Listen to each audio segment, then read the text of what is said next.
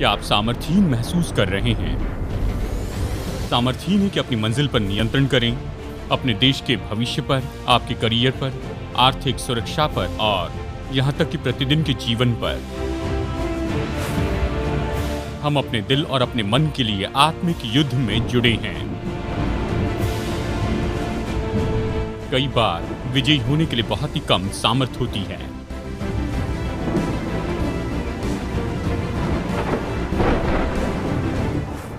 अगर मैं आपसे ये कहूं कि ऐसा कोई एक है जो आपको सामर्थ्य दे सकता है कि आप प्रबल हो भावनात्मक, शारीरिक और आत्मिक गड़बड़ी पर अपने जीवन में, वो आपको सामर्थ्य दे सकता है कि आप जयवंत से भी बढ़कर हो जाएं, विजयी से बढ़कर, केवल जय पाने से बढ़कर जयवंत। जयवंत के नाते आप अपनी परीक्षा के द्वारा नहीं लेकिन अपने विजय के द्वारा पहचाने जाते हैं।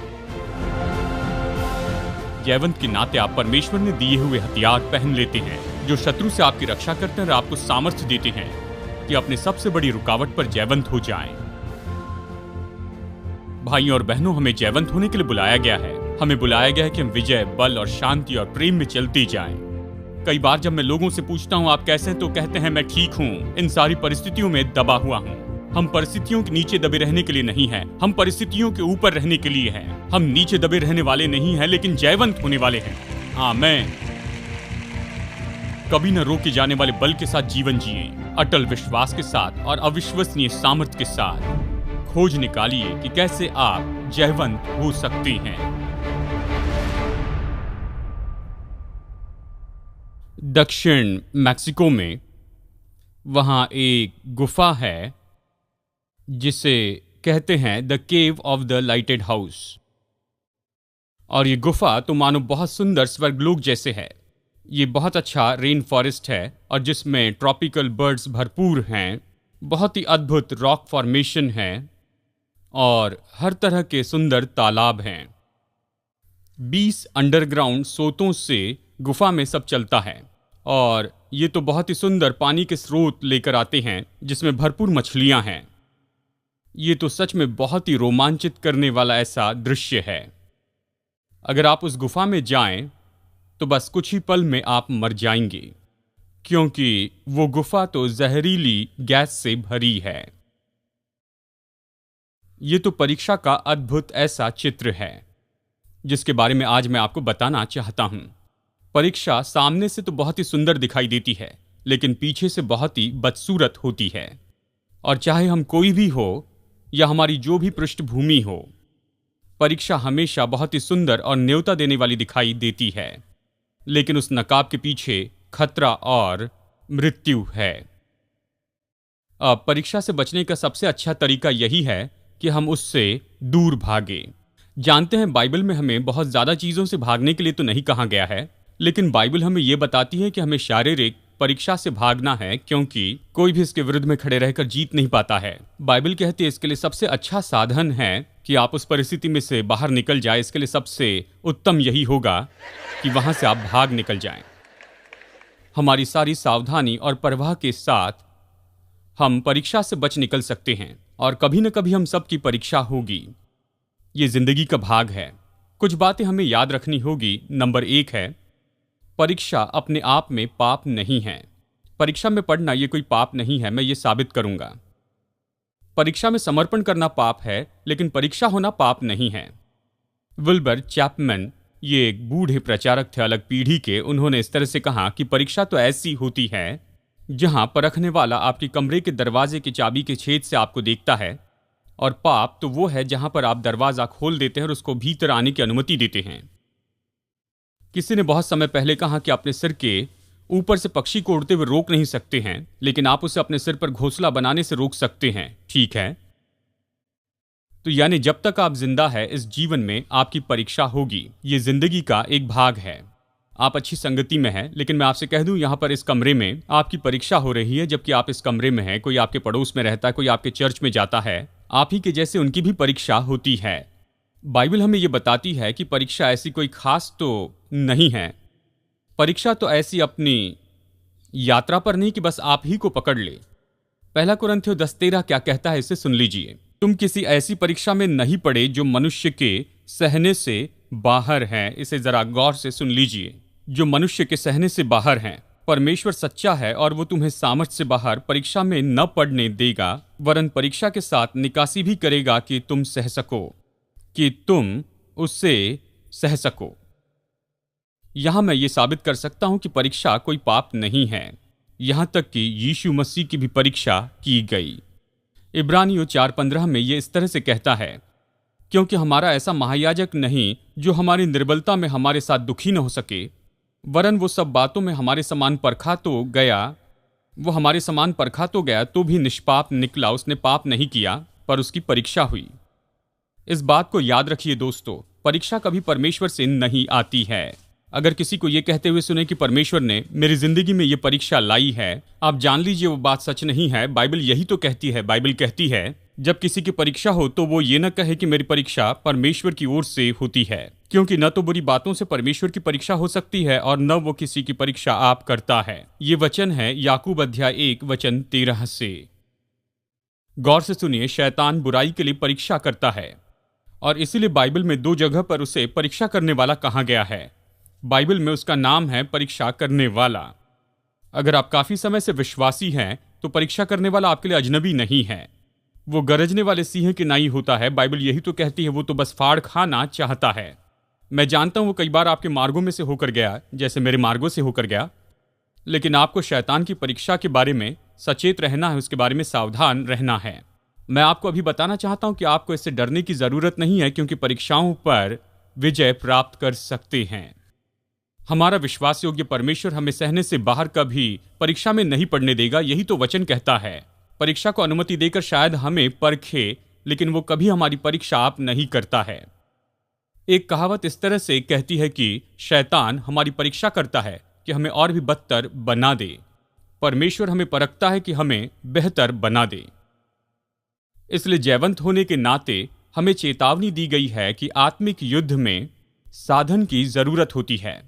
इफिसियों की पत्री अध्याय 6 में ये तो हमारे पूरे संदेशों की श्रृंखला के लिए मुख्य वचन दिया गया है। हम सीखते हैं कि अद्भुत रीति से परमेश्वर ने हमारी सुरक्षा की है और इस युद्ध को करने के लिए हमें जिन साधनों की जरूरत थी वो सब हमें दिए हैं। आप हमारे साथ इस श्रृंखला में जुड़े हैं। हम ये सीखे हैं कि हम तो सत्य के कमरबंद से सुरक्षित रहते हैं।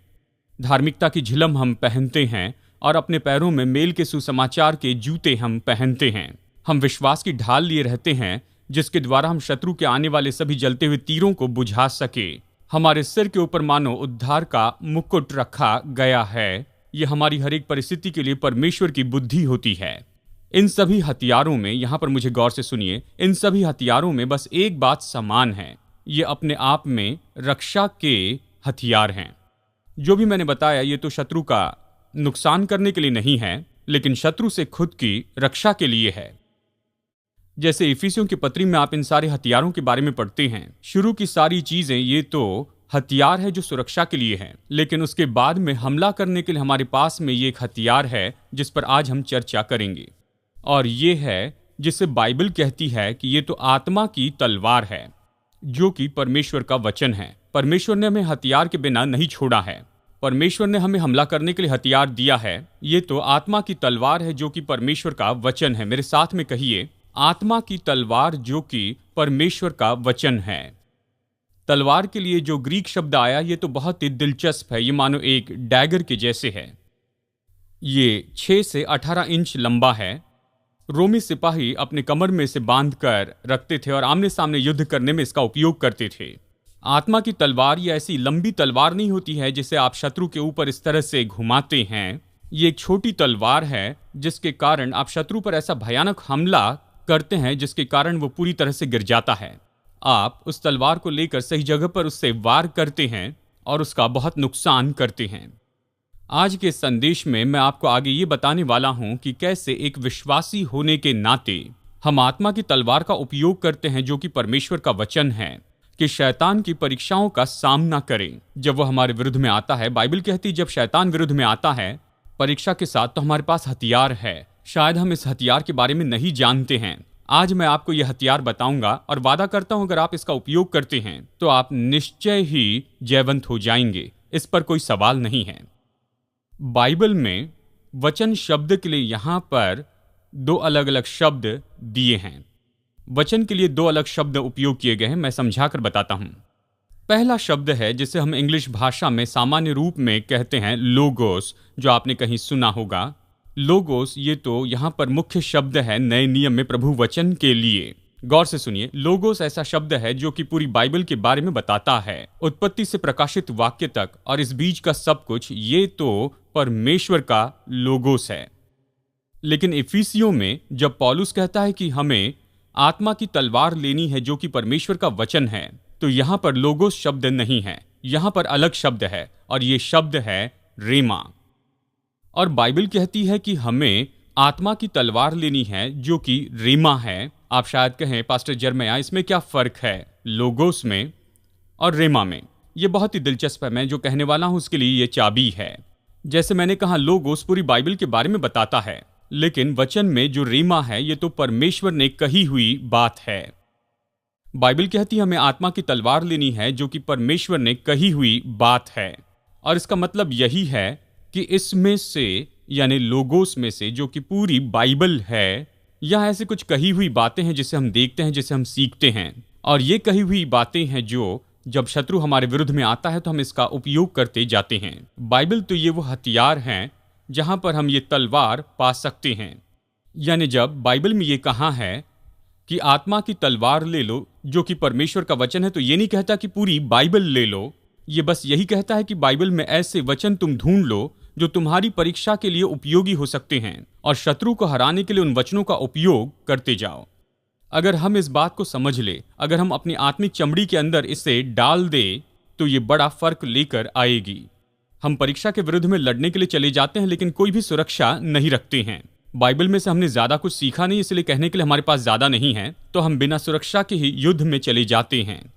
एक व्यक्ति जिसने पूरे वचन में बाकी सब लोगों से बेहतर रूप में आत्मा की तलवार का उपयोग किया है, वह हमारे प्रभु यीशु को छोड़ और कोई नहीं है। और मैं आपको प्रभु यीशु के जिंदगी से एक उदाहरण दिखाना चाहता हूं जहां पर प्रभु यीशु ने आत्मा की तलवार का उपयोग सिखाया है। जब शत्रु शैतान ने यीशु मसीह की परीक्षा की जंगल में, तो प्रभु ने आत्मा की तलवार का उपयोग किया और उसके द्वारा शत्रु पर बहुत भयानक हमला किया। और प्रभु ने जो किया उसके द्वारा प्रभु ने हमें दिखाया कि इसे कैसे कर सकते हैं। आपको याद है मत्ती अध्याय 3 में, वहां पर जब यीशु मसीह ने बपतिस्मा लिया और पिता उससे कहते हैं कि ये मेरा प्रिय पुत्र है और इससे मैं अति प्रसन्न हूं। क्या आप जानते हैं ये एक ऐसी जगह है जहां पर त्रिएकता को साबित कर सकते हैं। यीशु ने बपतिस्मा लिया और आकाशवाणी हुई कि ये मेरा प्रिय पुत्र है, और पवित्र आत्मा कबूतर के जैसे उतरता है।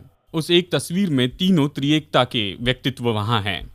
कितने लोग जानते हैं यीशु के लिए सबसे महत्वपूर्ण समय था। ये पहाड़ की चोटी का अनुभव है, जैसे मानो आप बपतिस्मा लेते हैं और पिता परमेश्वर कहते हैं ये मेरा प्रिय पुत्र है और इससे मैं अति प्रसन्न हूं। इससे बेहतर और कुछ नहीं हो सकता है। कितने लोग जानते हैं सबसे ऊंचे समय के बाद में तभी आप शत्रु की सारी परीक्षा के लिए मानो खुले हो जाते हैं। जो कुछ यीशु के साथ हुआ, इससे आप सीख सकते हैं कि यीशु अपने जीवन के इतने बड़े अनुभव को प्राप्त करने के बाद बपतिस्मा में पिता ने कहा कि ये मेरा प्रिय पुत्र है और इससे मैं अति प्रसन्न हूं। यीशु ने सुना। उस परिस्थिति के बाद वो तुरंत वहां पर जंगल में चली जाता है और बाइबल कहती है कि शैतान ने उसकी परीक्षा की। ऊंचे पल से सावधान रहिए, क्योंकि कई बार आप जिस पहाड़ की ऊंचाई पर है उससे निश्चित होता है कि इसके बाद में कितनी गहरी तराई आने वाली है। तो अब इसे देखिए, यहां यीशु है और वो जंगल में है और वहां शैतान भी है। आत्मा उसे जंगल में लेकर गया और शैतान ने वहां पर उसकी बहुत परीक्षा की। यह शैतान की कार्य नीति है। जानते हैं, यह शैतान का अपमान करना नहीं है, लेकिन मैं इस बात को जानता हूं। मैं शैतान से डरता नहीं हूं, मैं उसकी युक्ति जानता हूं। लेकिन अदन की वाटिका के बाद से शैतान के पास में कोई नए विचार नहीं है। वो हमेशा लोगों की एक जैसे ही परीक्षा करता है, 3 तरीकों से: शरीर की अभिलाषा, आंखों की अभिलाषा और जीविका का घमंड। आप ये तीनों पा सकते हैं पहला यूहन्ना 2:16 में, बस एक ही वचन में। वाटिका में ये शैतान की कार्य नीति थी और उसने हव्वा से कहा कि ये फल खाने के लिए अच्छा है। शरीर की अभिलाषा, उसने कहा यह देखने में मनभाऊ है। आंखों की अभिलाषा, और उसने कहा यह तुम्हें बुद्धिमान बनाएगा। जीविका का घमंड। यीशु की परीक्षा करते समय शैतान ने यही किया। चलिए मैं आपको यह कहानी फिर से याद दिलाना चाहता हूं, बहुत से लोग ये जानते हैं।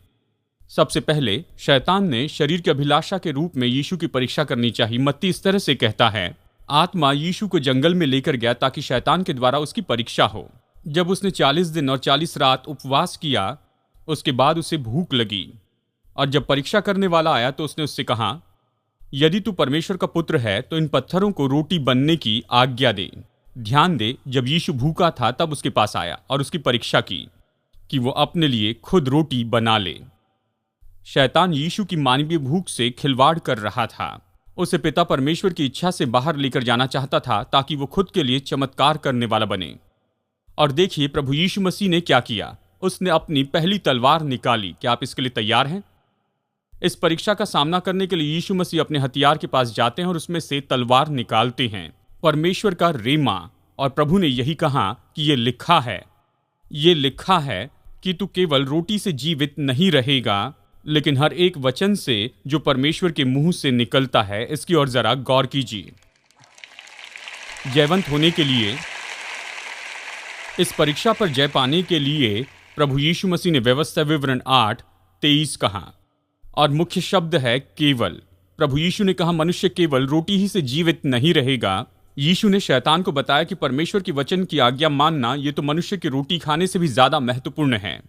और शैतान पहली परीक्षा में इस तरह से हराया गया। वो कैसे हराया गया? आत्मा की तलवार से, जो परमेश्वर का वचन है। यहां दूसरी परीक्षा है।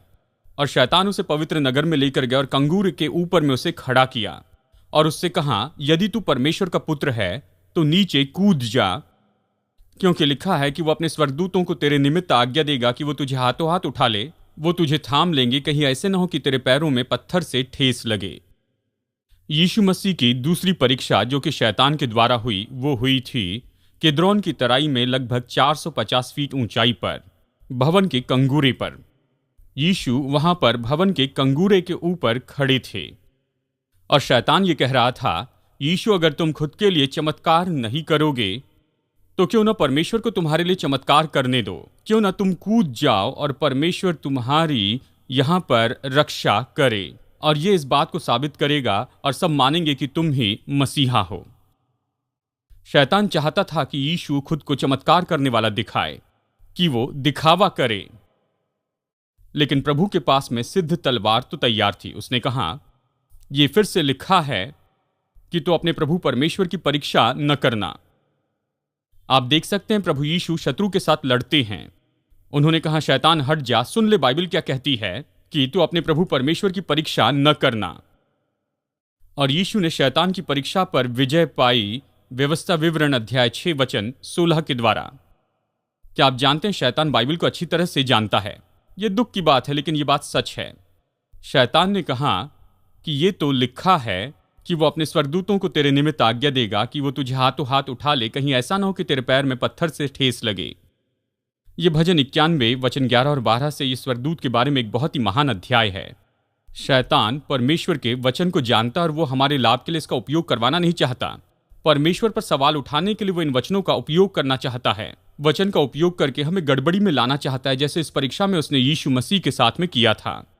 एक और परीक्षा है, मैंने आपसे कहा था 3 परीक्षाएं हैं। पहली थी शरीर की अभिलाषा, यानी पत्थर से रोटी बनवा ले।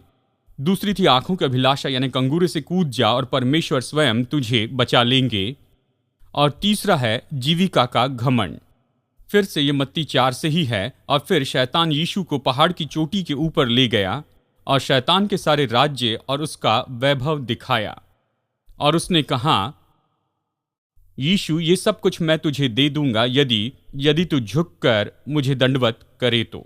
खैर, शैतान तो शुरुआत से बस यही तो चाहता था।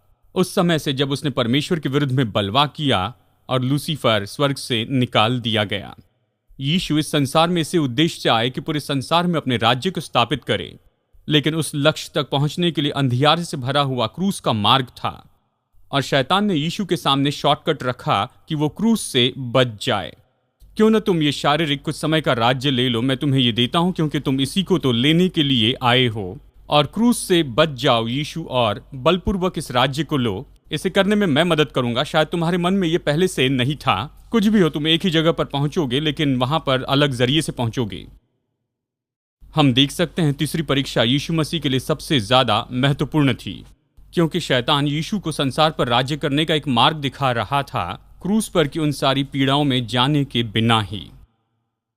एक बार फिर से यीशु अपने हथियारों को लेते, और आप जानते हैं ये तो पूरी बाइबल है, और तलवार तो परमेश्वर का वो कहना है जो इस पूरी बाइबल में से आता है, और वो अपनी तलवार की मयान में से तलवार जो कि प्रभु का रेमा निकालते हैं। और वचन 10 में यीशु ने कहा कि हे शैतान दूर हो जा, क्योंकि लिखा है कि तू केवल अपने प्रभु परमेश्वर की आराधना करना और उसी को दंडवत करना। अब देखिए क्या होता है जब यीशु ने तीसरी तलवार से उस पर वार किया। वचन 11, और शैतान चला गया, और देखो स्वर्गदूतों ने आकर उसकी सेवा टहल की। जानते हैं बाइबल हमें क्या बताती है? बाइबल बताती है कि शैतान का सामना करो और क्या होगा, वो तुम्हारे सामने से भाग जाएगा। कई बार हम शैतान का सामना भी नहीं करते हैं, उसे अपने तरीके से काम करने देते हैं। लेकिन बाइबल कहती है अगर हम वचन को सीखते हैं, वचन का उपयोग करते हैं, शत्रु का सामना करते हैं, तो वो हमारे सामने से भागेगा।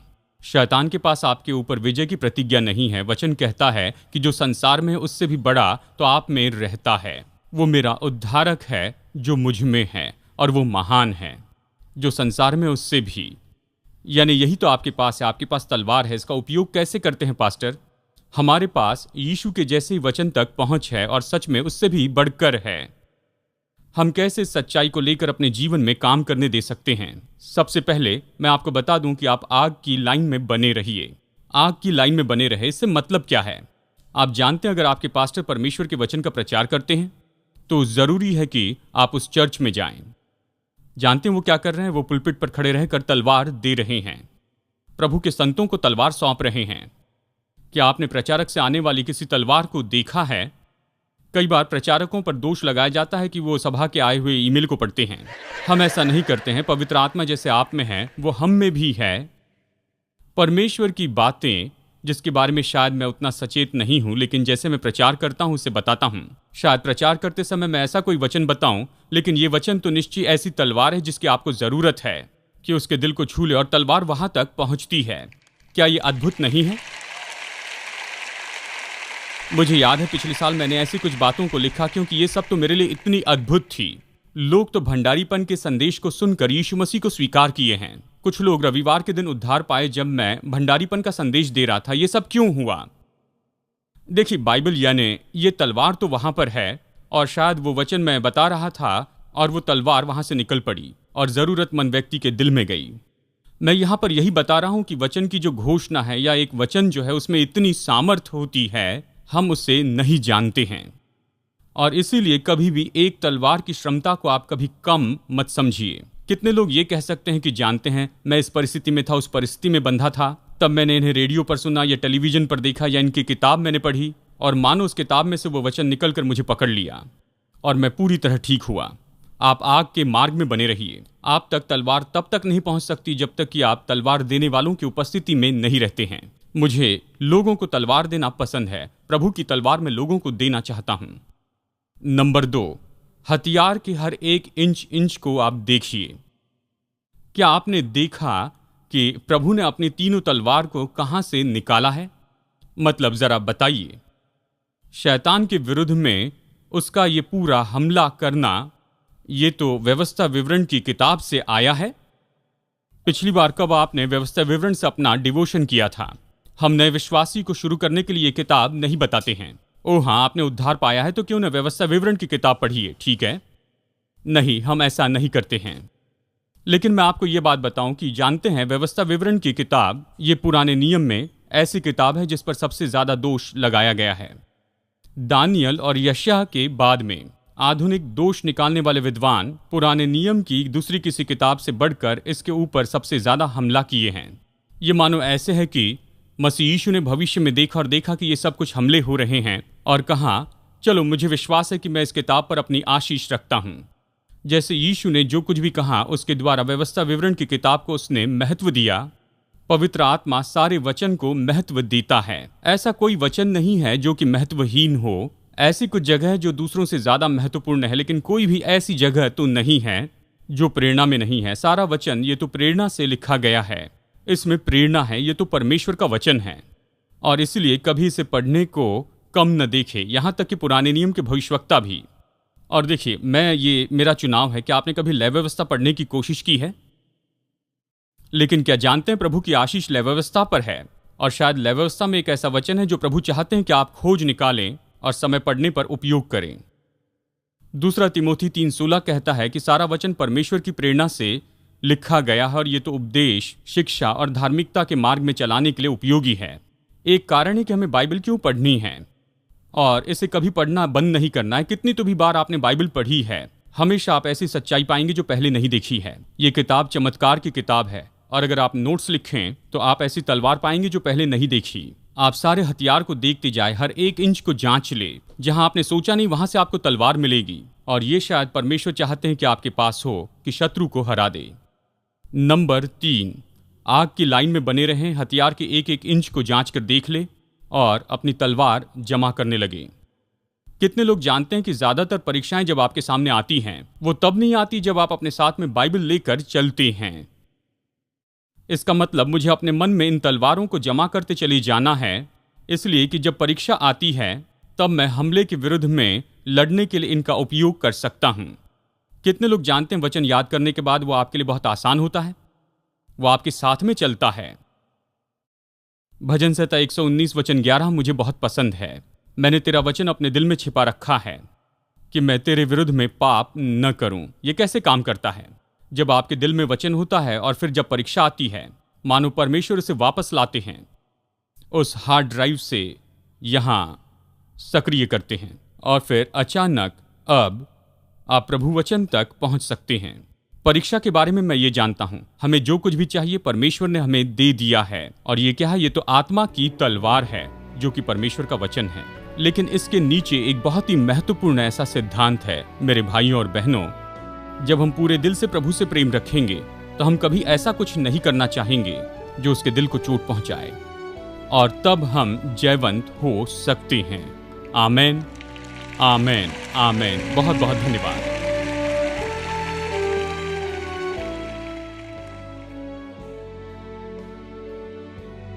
याद रखिए, आपको जयवंत होने के लिए बुलाया गया है।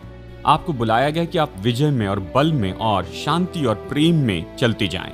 और इसके लिए सबसे पहला और सबसे महत्वपूर्ण कदम है कि उस महान विजय पर विश्वास रखें, यीशु मसीह पर विश्वास। और यीशु के साथ में नजदीकी ये आपको हिम्मत और साहस देंगे कि किसी भी चुनौती पर जयवंत हो जाएं। अगर आपने प्रभु यीशु मसीह पर अपने प्रभु और उद्धारकर्ता के रूप में विश्वास नहीं किया तो मैं प्रोत्साहित करता हूं कि आज ही ऐसा कीजिए, और फिर अपना ये निर्णय दूसरे विश्वासियों को बताएं, भरोसेमंद सेवकाई या स्थानिक चर्च को बताएं, और अपने इस नए विश्वास में निरंतर बढ़ते चले जाएं। प्रभु आशीष दे, और मैं आशा करता हूं अगली बार फिर मुलाकात होगी यहीं पर टर्निंग पॉइंट में।